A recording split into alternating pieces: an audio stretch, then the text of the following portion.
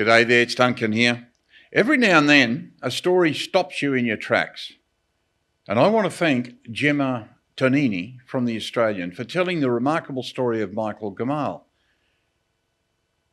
And I want to thank Michael for having the courage to publicly admit he was wrong. For nearly 2 decades, Gamal was deeply embedded in the pro-Palestinian movement in America. Then came October 7. His admission is confronting. When he heard what happened, he says he rejoiced. He believed Israelis deserved it.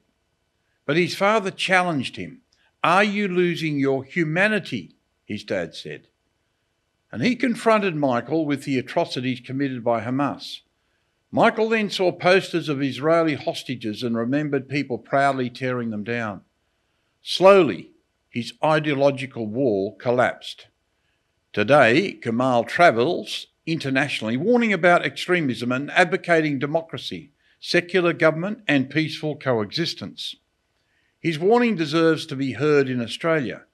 Not everyone marching for Palestinians support Hamas. Many genuinely want peace and justice for Palestinian civilians.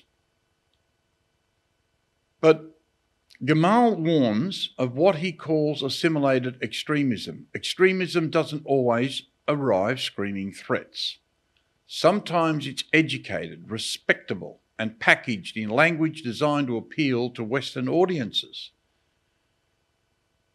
Take Iran and its proxies. They have a long history of backing Islamic extremist networks, and these movements exploit Western activist causes to radicalise and influence young Australians. Michael's story reminds me of Mosab Hassan Yousef, son of Hamas co-founder Sheikh Hassan Yousef.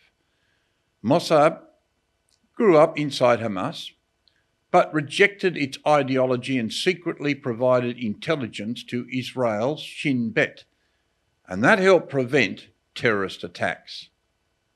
Think about these two men, different journeys, but both reached a point where ideology collided with conscience. Australians must remain free to criticise Israel, defend Palestinian civilians and demand peace. But celebrating terrorism, advocating murder or intimidating Jewish Australians crosses an unmistakable line. Sometimes our greatest defence against extremism isn't censorship.